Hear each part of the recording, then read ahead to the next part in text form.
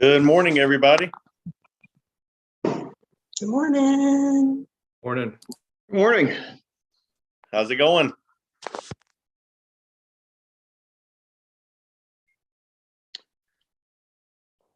Hope everyone had a good Easter. Yeah, I mean, couldn't have had nicer weather. Yeah, I hear you on that. Beautiful yesterday. Absolutely beautiful. That's right. Well, good. It's 10 o'clock.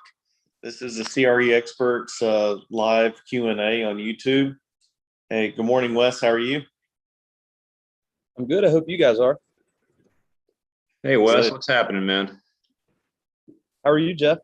Doing well, thank you. How's things with you? Good. Going good. Going Good to good. hear. Thanks for asking. Of course. Good. Wes, are we live on YouTube? We are live on YouTube. Great. That's awesome. Well, it is Easter Monday. Thank y'all for being on. Also, my calendar says it's tax day. So if you haven't filed an extension for your taxes or done your taxes yet, you should probably get on that. I took care of that about 2 weeks ago, but glad you mentioned it, though. Yeah, I know, right? Tax day. What a wonderful day. But anyway, I filed an extension on everything, and still have some groups that are waiting to get some K1s to me and some things. So just might as well wait around and wait for that. I am in no rush to cut that big check sooner than I have to. That's for sure. So yeah, anyway, speaking of write-offs, what's the without getting yourself in trouble, what's the most creative thing that you've heard of or that you've done to write off in the real estate industry? I'd love to hear some creative ideas.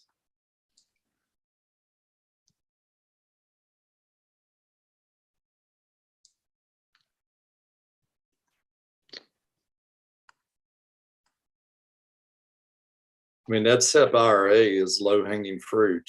So, that's like $56,000 a year you can contribute to your self-employment IRA. Nice. That's a good point. I like that. And it's your money. You get to keep it, right? It's yours. Right. There you go. That's good. How about anyone familiar with Section 179? Having a vehicle over 6,000 or so pounds, and instead of taking depreciation over 5 years, taking it all the first year. That's exactly why I bought my truck, Cliff. Yeah. It's a huge write-off, and it's going to be coming useful now that we're doing taxes.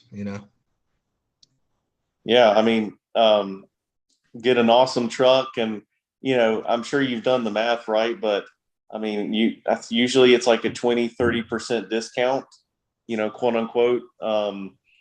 Especially, of course, you got to show a net income, net profit, or it doesn't really help, right? Or maybe it helps the next year. But I mean, I've done the math before doing that, and I'm like, man, I saved 30% on that car. Pretty cool. Thank you for sharing that. The reason we're bringing it up because it's tax day.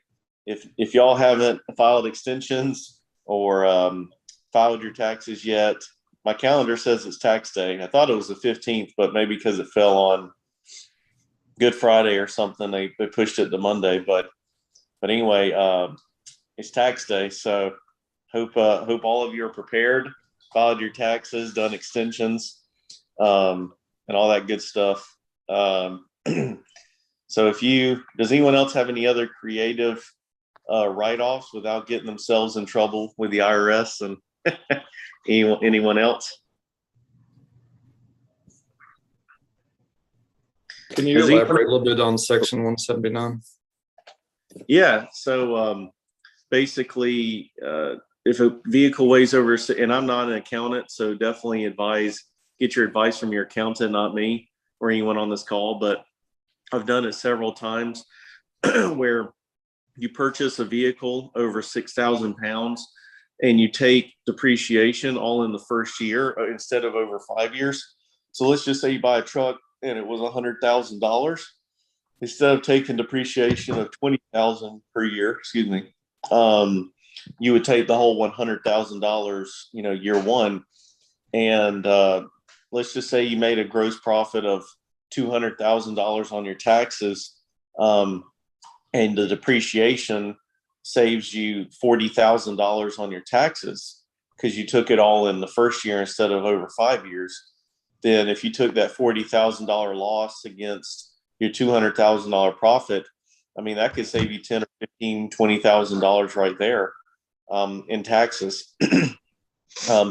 One stipulation I understand is you're supposed to own the car for 5 years. I could be wrong on that, but that's one stipulation that I've always heard.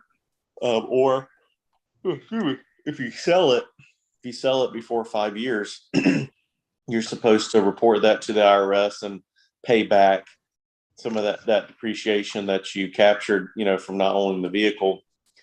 But ask your CPA about section 179. And I think 6,000 pounds is pretty much anything from a small SUV and up, pretty much. So if you've always wanted that G-Wagon, go ahead and get it. And if you're going to show a big profit this year, it's just a creative way to buy something and then have a large write-off all in year one. Cliff, are all business vehicles 5 years depreciation? I'm sorry, say it again. Are all business vehicles 5-year depreciation if they're not over 6,000 pounds? I don't know. I've always heard that, but I don't know for sure. Definitely ask your accountant or whoever. But I've always thought it was 5 years. If I remember correctly, that's what I was told years ago. But of course, things change, and who knows, it could be less or more. But if you plan on only owning a car for like 6 months or a year, I wouldn't do this because obviously, if you get audited and you didn't report it, you're probably going to have to pay them back, tens of thousands of dollars. So definitely watch that. But anyway, that's for you and your accountant to decide if you want to take that risk. But yeah, if you're going to make a lot of money this year, and you know it, or you already have, and you're looking for write-offs, not a bad idea to look at a new vehicle that weighs over 6,000 pounds or a vehicle and see what advantages you have. Ooh, excuse me, yelling a lot. Any other creative write-offs that anyone has found or looked at? Has anyone ever hired their children to be part of their business? I heard that I've never done this, but I heard you could pay them like $12,000 a year and write it all off or something like that. Anyone done that? I've put them to work, but I've never hired them. Might want to look at hiring them. I don't know, Jeff. You That look a good idea. here. Might want to look at putting them on payroll and deducting them. So my wife and I have always paid ourselves a salary through our S corp, each a salary, and that's always been pretty helpful come tax time. So might want to talk to your accountant about setting up an S corp and putting your children and your spouse or significant other on payroll and see if that helps you any. Yeah, and if you guys know anybody looking for a job, I know it's kind of a segue, but like I'm looking for like a marketing person, part time. I don't know, $15 an hour type thing. We need the help bad, and so if y'all know anybody looking for an opportunity like that, I'd be glad to speak with them. Well, like I'm social media management and things like that, or what are you looking for them to do? primarily marketing. I want them to do the Crexy, the Catalyst, the LoopNet, the admin, the getting the photos, the coordinating, just the whole coordination, and then probably some paperwork on the back end. But right now, we just have a need for marketing because really, it's just so time consuming, man. It'll take me 5 hours to get a listing live, and that 5 hours can be spent getting more listing appointments or setting, doing more. And but you've had experience with that, Cliff, right? To where it wasn't actually all grandiose as it was, played out to be, right? Is there some risk involved with that, you say? Yeah, I mean, definitely. You got to double and triple check everything they do, right? And I've definitely, had people in the past that we hired to put listings up, and then I'll get a call and they'll say, "Is it really this?" And I'll be like, "No, it's not." I should have double checked. Dang, man. But that's very rare. People make mistakes. We're all human, for sure. But that was my mistake. I should have double checked everything before it was sent out. But I remember, when I first got in this industry and I started getting listings for years, during the day, I would meet people face to face, and then I'd have dinner with my family. And from 8 p.m. till about 1 a.m., that's when I would put listings in and update the website and do the brochures. And whew, that was rough. Goodness gracious, that was rough. So when we hired someone to do marketing, it was a blessing. Absolutely a blessing. But my biggest thing I'd say is just double check everything, right? That's, that won't take but 15, 20 minutes to double check and read everything, just in case, but because your name's on it as the broker. But no, I think it's excellent. My life changed significantly when I stopped staying up till 1 a.m. every night doing marketing. I guess that is the best time to do it, though. Yeah, right. No distractions. There's no one calling you. You're not trying to meet someone for a new listing at midnight typically. So I Well, think yeah, either that or maybe like really early in the morning, but you yeah, definitely got to carve out time. It's especially if you got, everybody's in the office and everybody's got different things going on. It's hard to be focused to knock it out and all. it would take me 3 days if I tried doing it during business hours. And I used to get so picky with the wording and the details, and I would go triple check facts. Holy cow! Zach, it would take me forever too, man. It was crazy. And I don't know about you, but when it comes to me in tech, man, I might as well be in the Iron Age because I don't know what I'm doing, man, and it just takes me 3 hours to do what it takes some of the newer guys in the office to do in 30 minutes. You know what I mean? So it's just not my idea of a good time, I guess. I'm with you.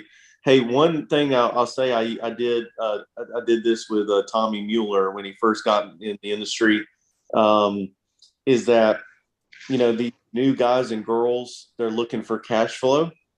So maybe you pay one of them to do it instead of going outside the company. Maybe you pay a new broker, $15 an hour to do these things, because guess what?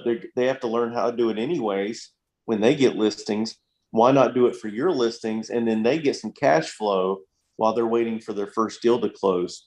I like And that maybe, idea. yeah, maybe don't let them do it during business hours. Be like, I know this is a little inconvenient, but like you have to do it before 8 a.m. or after 5 p.m. because otherwise it will cannibalize, your potential sales. But anyway, that's something I did with Tommy, and Tommy would knock it out on weekends. And he's an early riser, so he'd get up at like 6 a.m. and do it, 6 to 8. And I'd pay him, I either paid him per listing or I did it per hour. I can't remember, but it definitely helped with cash flow. And, he had money in the bank, but of course it kept it in house. So definitely something to think about. Awesome. One other thing I'll ask you real quick before I'm sure you got other objectives. But yeah, as far as flyers, I know that build out helps. I like build out. It's great. It really is. It's just limited in some ways for certain things. Did you have somebody like that you would outsource that to for your flyers and stuff, or? So Wes fills in those flyers now with build out.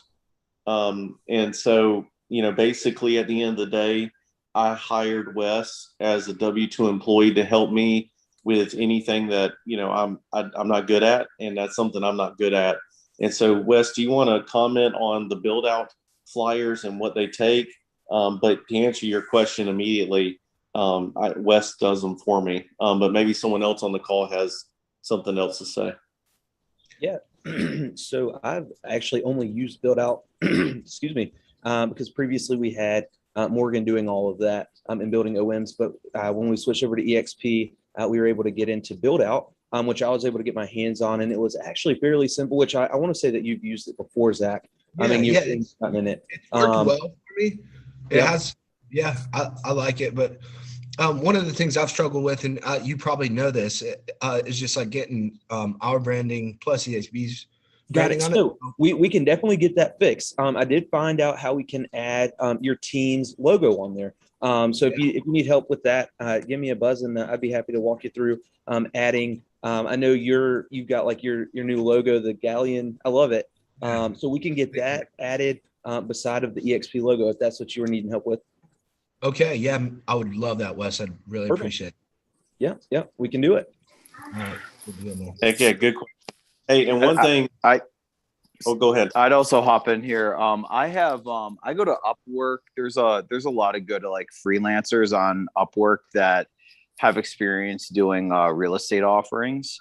So if there's anything like you need, like often what I'll find is like I need like a map of the area showing like retail or office projects that are going on, or what rents are in the area, like an overview map. And like build out isn't going to do that for me. Like I'll just freelance it on Upwork. And there's a lot of good like freelancers on Upwork right now. Thank you, John. I appreciate that.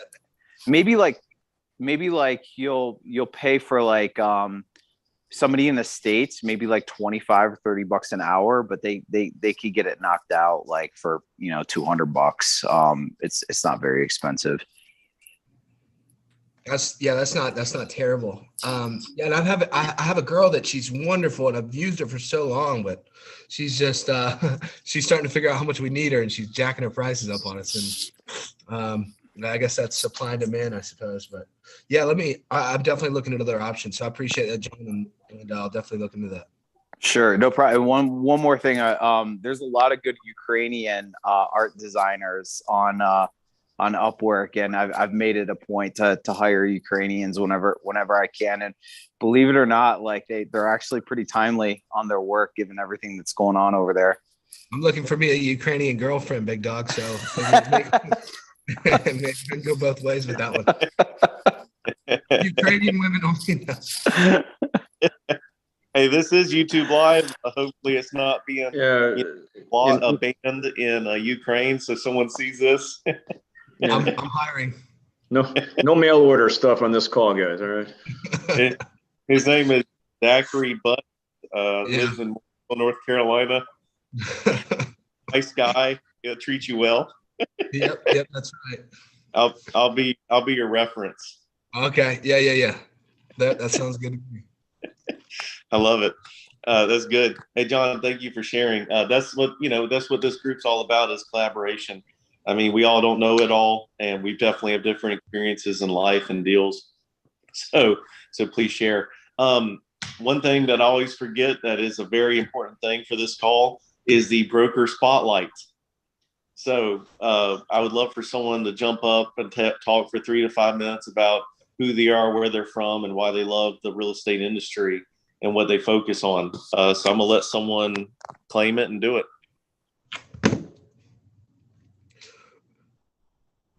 So the spotlight, oh, that's for the new brokers, right? It's for anybody on this call, anybody, not just new brokers. So if you or anyone hasn't shared any, who you are and what you do yet, please do.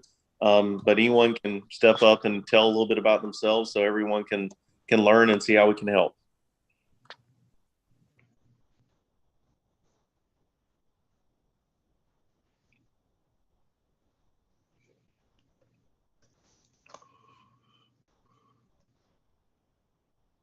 Yeah, Cliff, are we going to do that? Is this going to be on these calls? Are we deal calls or that's our other calls? Yes. So this is the Q&A. So typically people come up with questions or topics that we discuss on this call. And then we have our investor call every week to every other week. That's where we talk about like deals that we want to buy as investors or present to clients for investment to make commission. But of course, if there's a deal that you want to talk about on this call, please do. We're really not limited. Yeah, I'll talk to you about it. I think some of the guys on the email group or some of all the people, I think they got the one that I'm talking about. So. Oh yeah, I definitely want you to share that. I'm excited. Yeah, it's good, and it's gonna fly at the shelf. But luckily, I know the owner, so hopefully we can land something up front. But yeah, let's save that. I guess we'll save that for later, huh? Yeah, I'm gonna let. Yeah, thank you for that. But yeah, who wants to step up and tell us a little bit about themselves? I'll take the spotlight. I'm out at the beach right now, but you like my backdrop? Anyways, my name is Nate Brink. I'm sure I've met most of you already. I've been in the industry for about 3 years now. My focus right now is kind of industrial and multifamily, but I'm still getting my toes wet. So I'm down to do some deals and learn whatever I can. So I also invited a friend to come join, Jay Buford. If everybody want to welcome Jay, he is just hopping on the chat, just wants to see everyone and sort of see what our team's about and how we collaborate with each other and grow together. So there's just a little bit about me.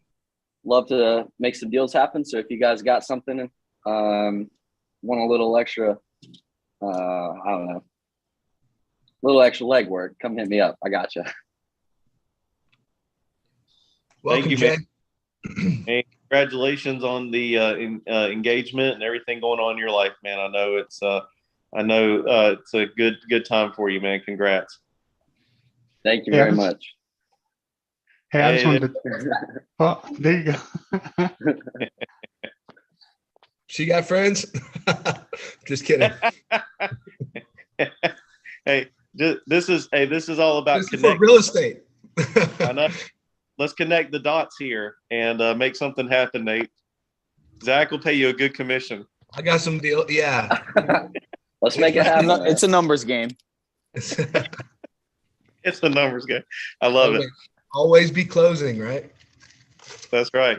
Coffee's for closers. I see you and Wes and some others drinking coffee. It's a closing day. But hey, Nate, thank you, man. And I appreciate your hustle, your commitment, your grind. Look at you, man. You're at the beach and you're on this call. That I'm telling you, that's what it's all about. So thank you. And I'm proud of you, man. What beach are you at? Oh, dude, have y'all ever been to like Miramar Beach or Destin, Florida? That's the place to go. It's on the Gulf of Mexico, so it's like crystal clear blue water and white powdery sand. Oh, awesome. Man, it's so nice. You had my heart at Florida. I love St. Augustine, man. I can't wait to get down there again. Do it. Yep. Jay, did you have a question? No, I just wanted to thank you guys for allowing me to stay in on this meeting. And I wanted to thank Nate for bringing me out to see how you guys work and see what your team is about. So I appreciate it. Thanks for joining us, Jay. It's good to meet you. Thank you. Good to meet you, Jay. Cool. Well, let's move to the deal moment, the deal minute. I haven't came up with a name for it yet, so I'm just making stuff up. But Zach has got an awesome deal. I will tell you, I sent it to a few buyers this weekend. A couple responded. Zach, thank you for your quick response, man. Your communication is always on point. like always.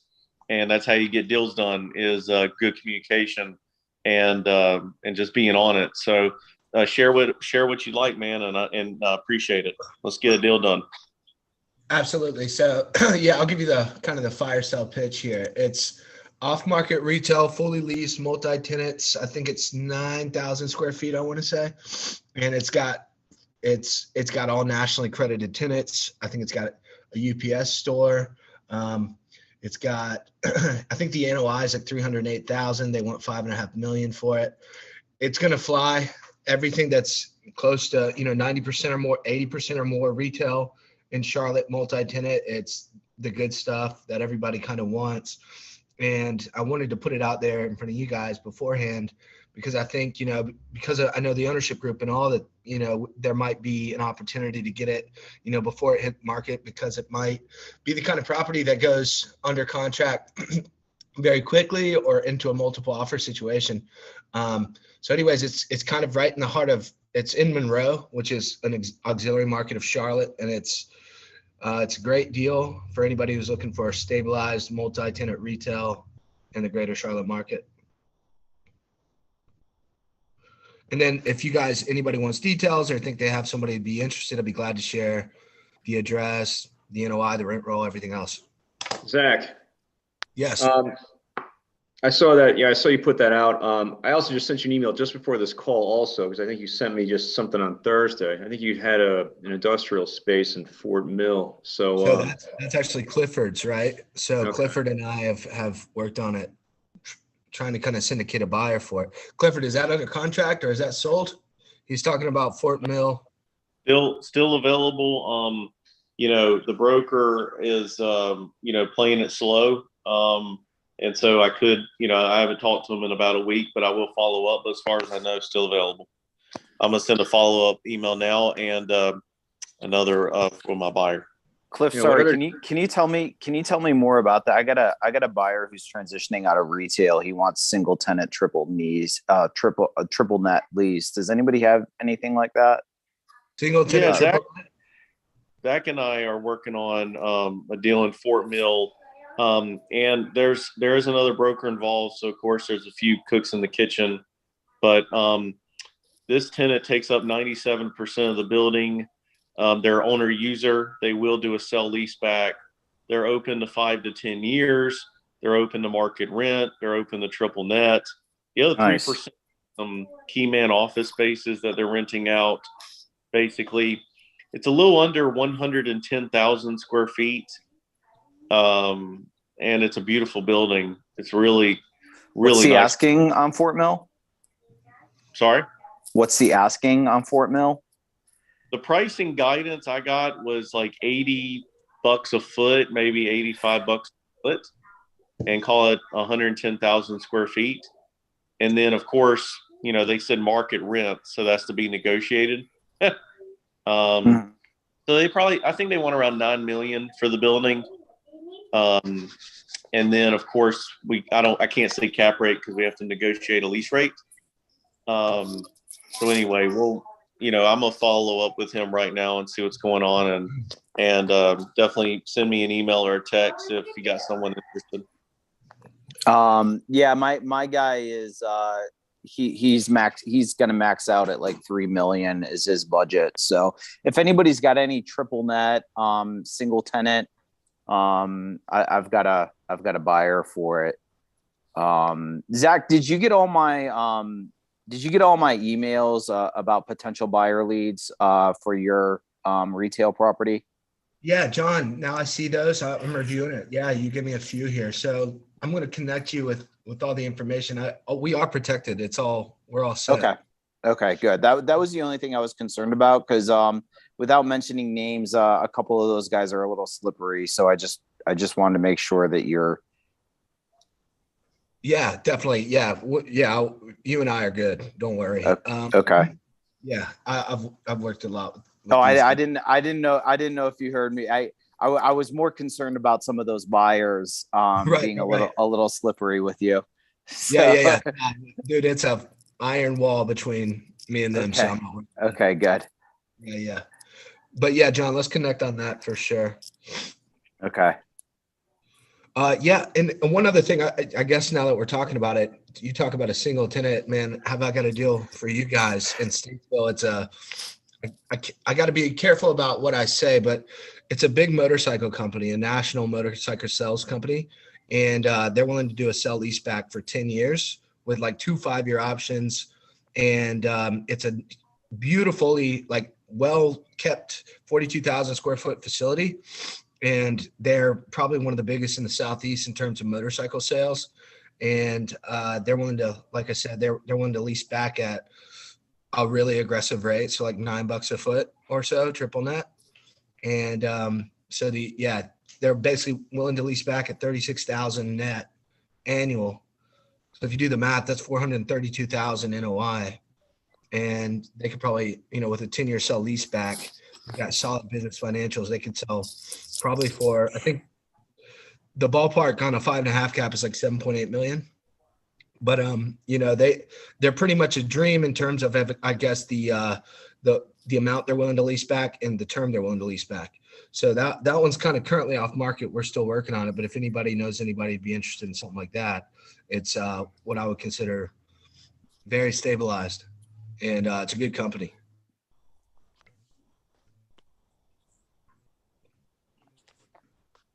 You know what I'm talking about. That's a good one right there. What's the pricing guidance on that? Yeah, so I don't want to say we're married to any sort of price yet. I can just kind of give you the bones of the lease back rate and kind of the name of the company and all that. But I mean, I would say the target right now, if we're throwing a number out there, is 7.8 million. Okay.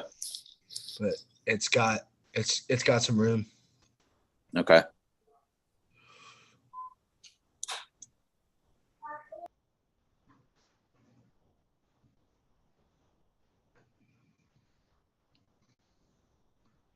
I just sent some follow-up emails. Thank you guys.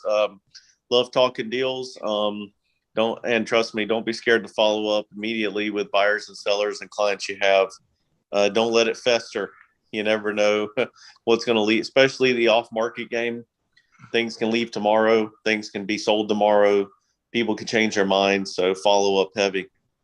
But this is CRE experts. This is what this group's all about. And we do talk residential real estate. We talk residential, deals and multifamily and duplexes, et cetera. But yeah, it's all about just putting out there in the universe what's going on and what you have and what you need help with. Are there any other needs or wants or deals that people want to discuss? Feel free. Clifford, I hate to do this. This is my last one, I promise. But we got one more that I'm going to throw out. I love it. It's multifamily. How much is it, Billy? Ooh, you don't have to give any details. Just I can't. It's multifamily, fully leased. It's like 8 units, I think. 8 units. 1.45 is what they want for it. 7 out of 8 renovated. 7 out of 8 renovated units. It's like perfect 1031. It's like self-managed. The guy's pretty sophisticated. I mean, I think he bought it right. And I even think at his pricing at 1.45, I mean, he's still there's still some meat on the bone. And we've been talking to him off market, and he's ready to go if we can get the numbers together. What city, Zach? Charlotte? Or wait, Concord. I got a buyer for that. 100 got a buyer for it. I've got an incoming 1031. I could hook you up. All right, John, you want to maybe what's a way, Clifford or Wes, can one of you guys send me John's number, or do I have that? Is it John's? I'll go ahead and send it to you now. We got it. You've got my email. Okay. Cool, man. We'll call you. That's what it's all about right there. Go make some money. On a crappy Monday. On a Easter Monday. We gotta make some money to make up for all that candy we bought and all those eggs and all those nice suits we all wore to church or whatever, or to lunch. Got to make some money, pay it off. That's right. I love it. Most people are off today, or they were off Friday, right? That's kind of how that works. I think banks are closed today, right? Yeah. Which one's the banking holiday? I guess probably month. Yeah. I think it's today. Wait, no, banks don't take Easter off anymore. My mom works as well. Yeah. I didn't know that. Yeah. I got Well, I don't know if one. you I got call one more need. Shoot. I've got a maybe 10 or 12 million dollar assemblage I'm putting together, and I've got to move one guy off his property, and he's holding up the whole deal for me. And he's basically told me, if you can find me a site, I'll leave, but I need the site first. He's looking for traditional automotive use, 3,000 to 6,000 square feet. He wants to purchase. It's got to be somewhere in South Charlotte, ideally off like South Boulevard, Old Pineville, Monroe Road. That's what he wants. So automotive use would be best. He runs a paint protection film distributorship, so he installs the paint protection film, but he also has to store paint protection film on premises and distribute it. So if anybody has anything like that, probably maybe needs like 1,000, 1,200 square feet of office, some area to install the PPF, like maybe two bay doors, and then an area for storage and distribution. So that's kind of the scope of that. A lot of the automotive places they'll do seller financing. So if it comes with seller financing, that's ideally what I'm looking for, but it doesn't necessarily have to. He's got other money too, so it doesn't necessarily have to be that way.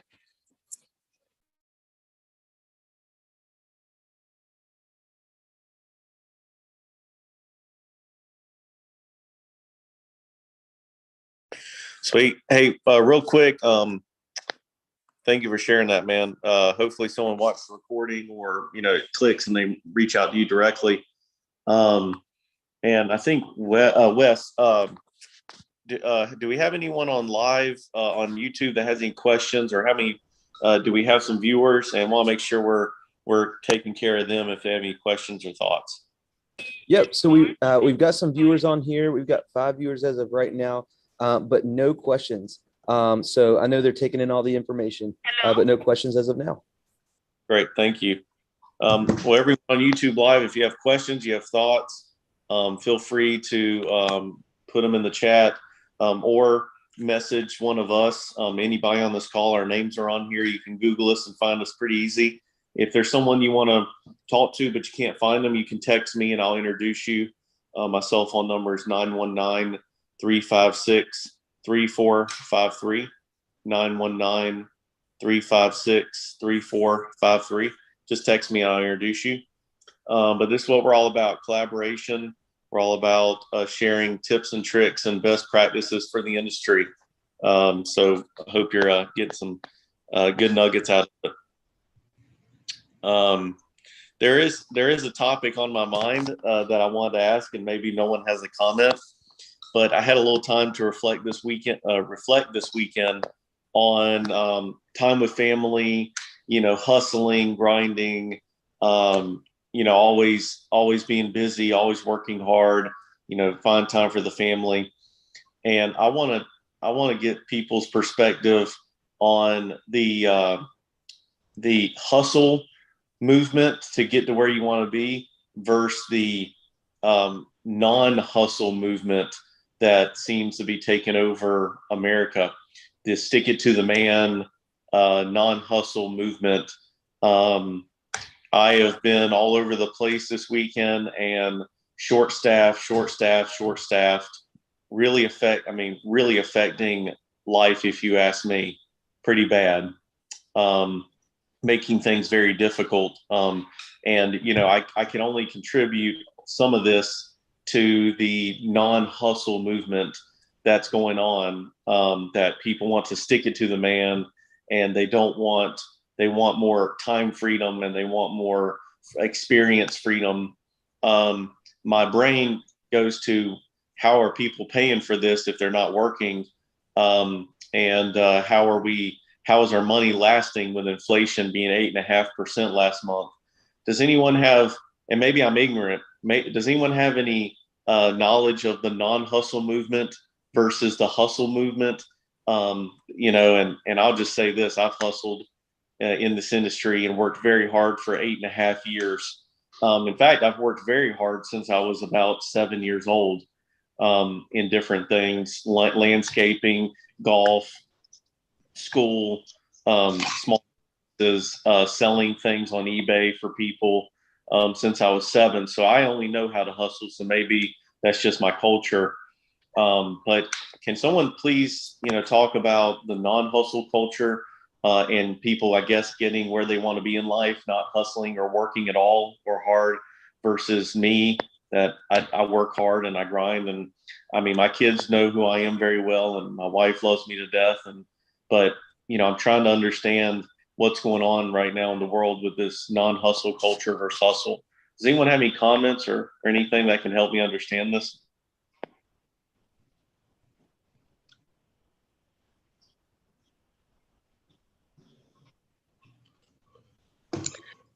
I don't know if I could just comment. I'd say that maybe it's sometimes you have to work for things. So maybe people want different things. Maybe they want to spend more time with their family. Maybe they're not material oriented. But having come from where basically you have, for me, if I want it, I have to work for it. I have to have a balance, right? Your kids are only going to be young once. So, I mean, you have to get that time there. If you don't, you know, you'll look back and you'll be like, all those precious, ordinary moments that you missed. But at the same time, you have to pay for things.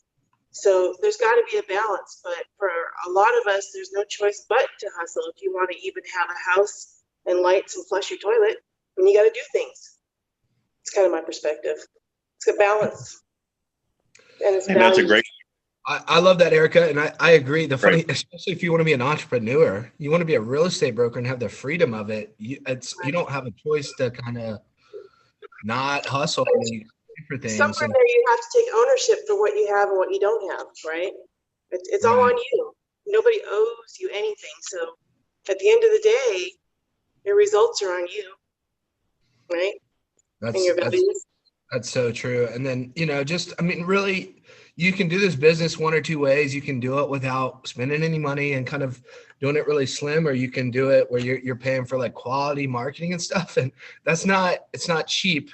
And, you know, some people don't want to spend anything, but like, if you want to do a really, really good job and some marketing and stuff, like, you're going to have to spend some money, and that money's got to come from closing deals. So, you know, when you talk about hustle, Clifford, I don't have an option. Like, it's, you know, I'm all in, and come hell or high water, you know, it's not a choice for me anymore. And I can't go back to a 9-to-5. So this is it, you know, and, you know, I love it. I even like being in a position where I'm like, you know, I got to close this deal or that deal. Of course, I want to get out of that eventually, but I mean, you know, I think my problem is, you know, sometimes it's, I would, you know, hustle too hard. You can't drive yourself crazy. And maybe I do that a little bit, you know, I'm always thinking about it, always doing it. And it's just, but I need to probably take a step back and relax a little bit. But yeah, man, I mean, I feel what you're saying. I mean, like today I got 2 guys coming in the office instead of the 4, but I'm not going to say it's because they're lazy and stuff like this, but you know, some people just want it and some people just don't, you know, and I guess I've just learned to accept that. But I don't even know if that answers any of your questions at all, but that's how I feel about it. I respect y'all, every one of your opinions, and I just want to hear what you think, you know, so no right or wrong answers, right? Because each their own. But I found myself getting frustrated over the weekend. And I thought, man, I shouldn't, because you're right. To each their own. To each their own, right? And for me personally, part of my childhood grew up in Section 8 housing, and nothing was handed to me on a silver platter. And so all I know is that if I want to have the best for my family and my children, and not even materialistically, but to have time to spend with them, there's got to be some money coming passively, and there's got to be some money in the bank. Or otherwise, I'm not doing my job as the main provider for my family, to make sure that they can eat, sleep, and have food on their table and a roof over their head. And so I'm just mind boggled by the amount of Americans that are not working right now and how they're taking care of themselves and others. I can't understand it. Especially, I understand a little bit, but now things are super expensive with inflation. Like I went to Target yesterday and I had a few bags and it was $280. I was just like, I just really went in here for a few things and I can't believe it's 280. And I'm just like mind boggled by how fast money's disappearing. But anyway, I just wanted to bring that topic up because y'all are like family to me and I love hearing people's perspectives. I will say I'm a little concerned about Nate Brink right now. I feel like he's either drowning or What is he doing? I've been looking at his screen for a while and I can't tell if he's underwater trying to get to the top or what's going on. but Nate, I hope you're okay, buddy.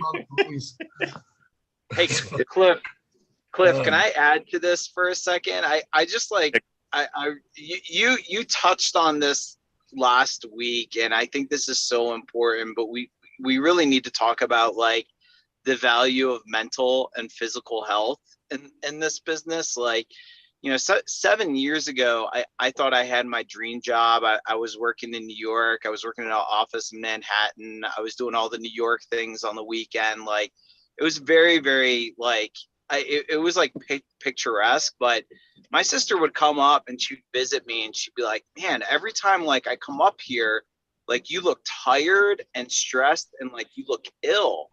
And I was working just like a maniac and I was stressed out all the time. And my employer, I think just kind of, they took advantage of me, or maybe that was just the way they were used to working, but it really took like a mental and physical toll on me.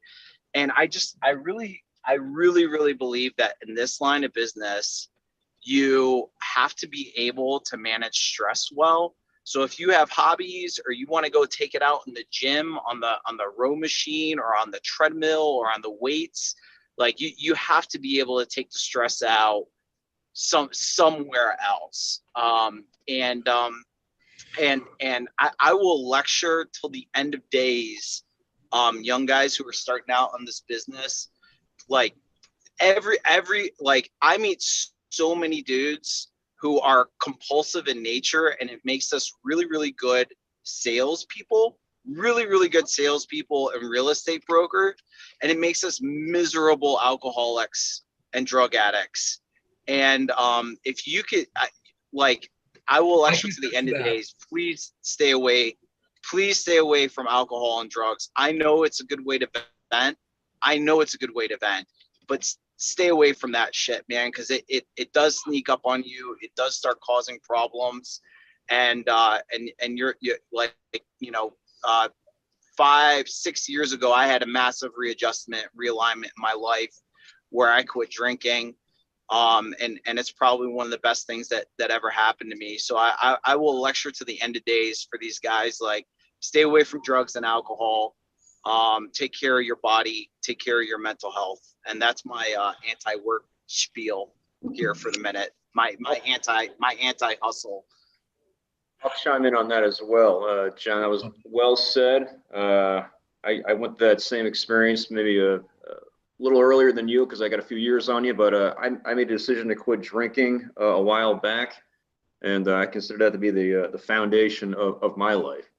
So I feel like the root to everything kind of starts with that and everything. And there's always been temptation. I'm in a lot of situations where people are always having beers and stuff, but I try not to succumb to that. And I couldn't agree more with what you said. So that was very well said. I agree completely. So I was hoping we could segue kind of into like a workflow. If anybody could share like their workflow for the day, or, you make sure to do certain amount of time of A, B, C, and D. If anybody would be willing to just kind of chime in on that, just to kind of give me some guidelines. Yeah.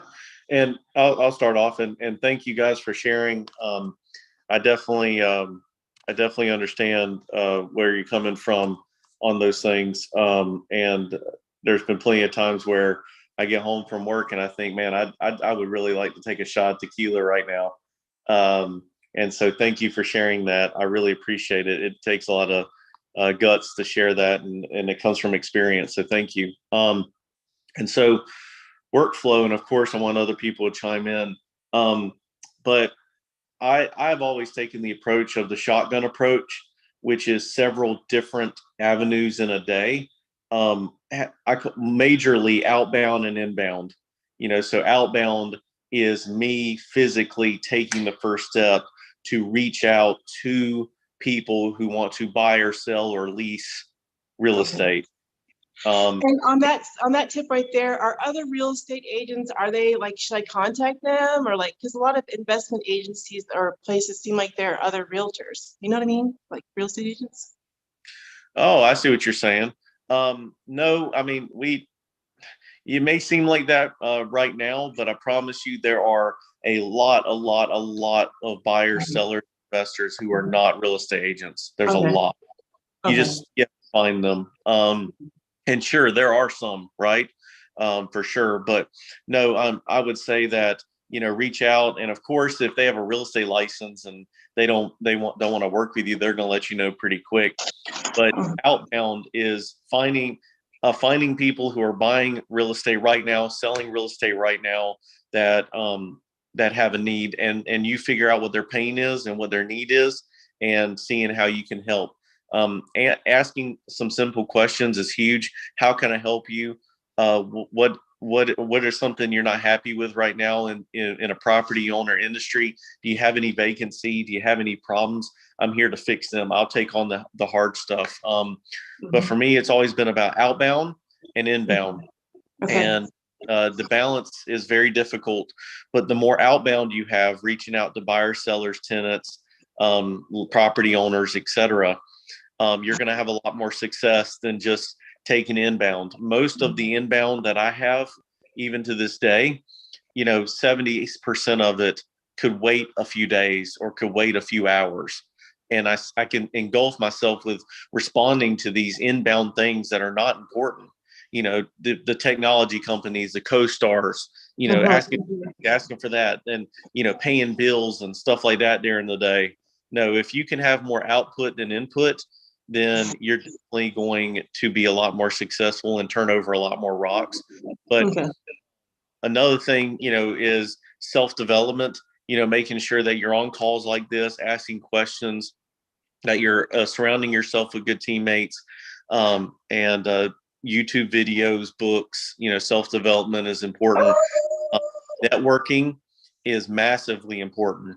So making sure you're meeting with the right people every day, talking to the right people, insurance agents, commercial real estate lenders, commercial real estate insurance agents, attorneys, business brokers, people who have great referrals for you. Make sure you're networking with them daily.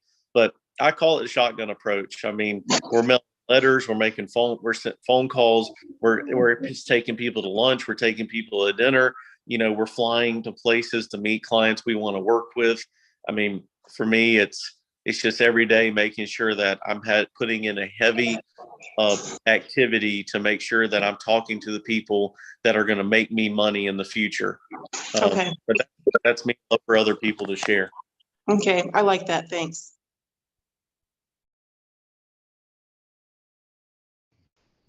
And side note, I'm still worried about Nate Brink. I don't know.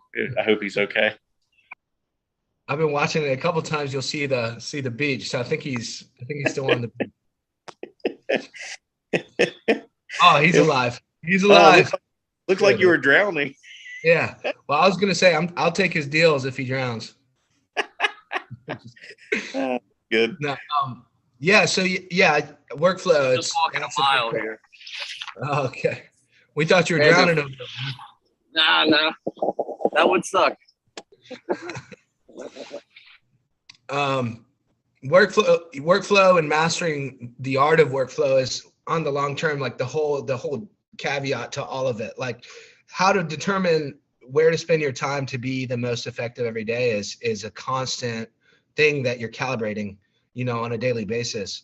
And I found that for me, kind of what works best for me is outbound and inbound, like Clifford said. But the outbound by far, is kind of what creates a lot of the inbound stuff. Right now we have so much inbound. What Clifford was saying, those can wait a few days, but what's been most valuable to us is actively approaching new people, actively approaching tenants, business owners, everybody, and just kind of telling everybody what you do. I mean, I'm not a big networker, and, Clifford, he advocates that, and he's right. It does help a lot. I mean, one of the biggest deals I've ever come across, I was sitting at table 31 and just overheard a guy kind of talking about commercial real estate.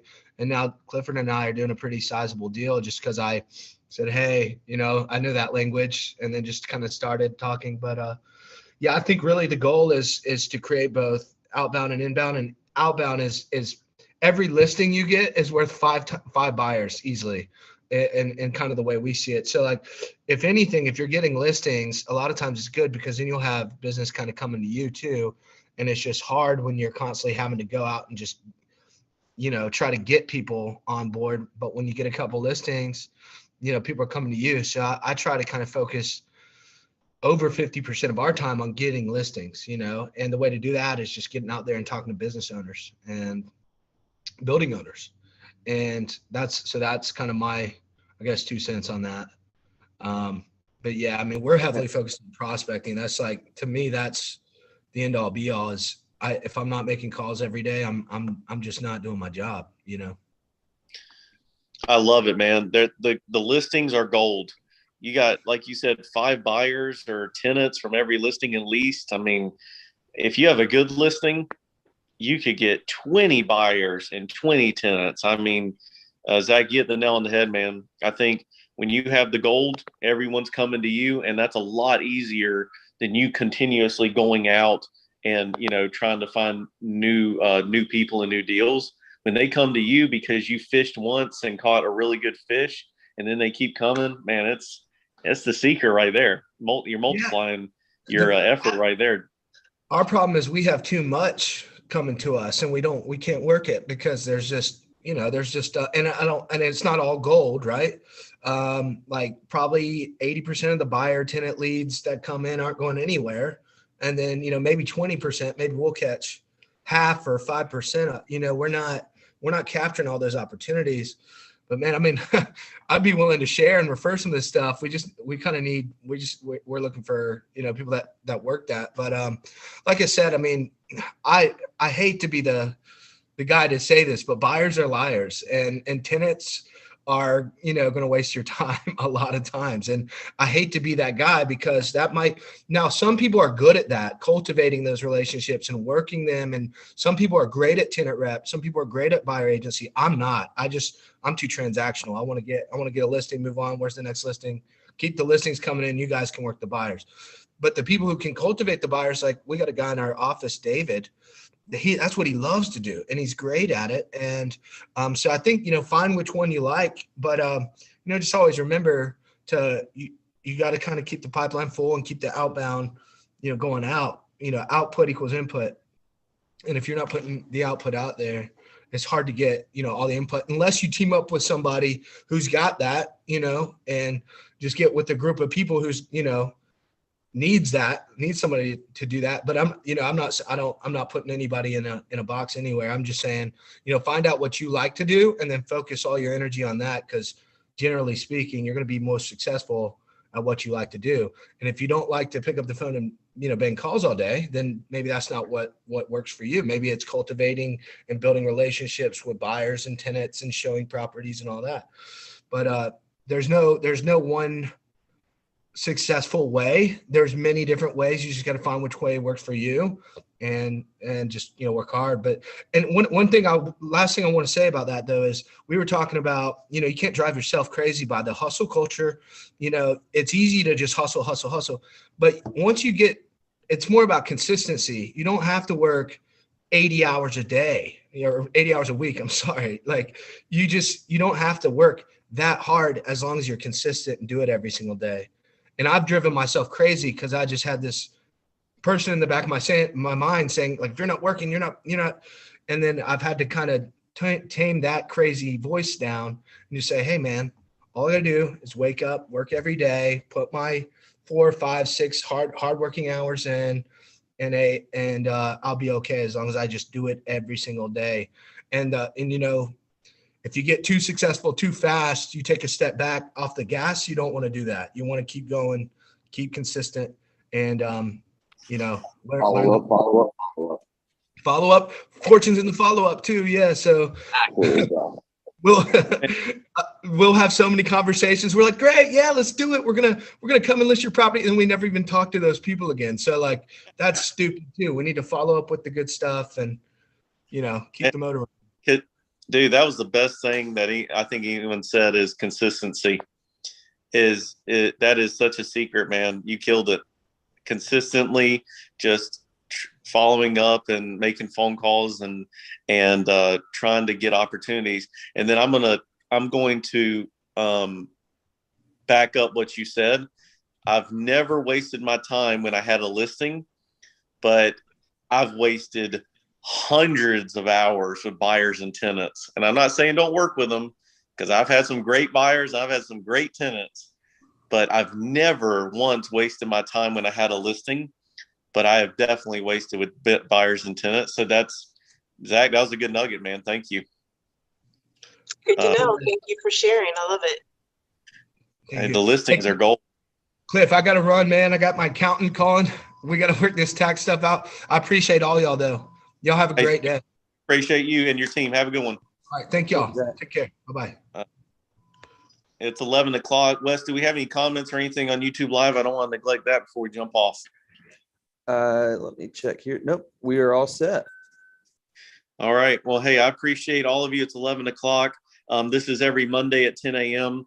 I appreciate Eastern time, 10 a.m. Eastern.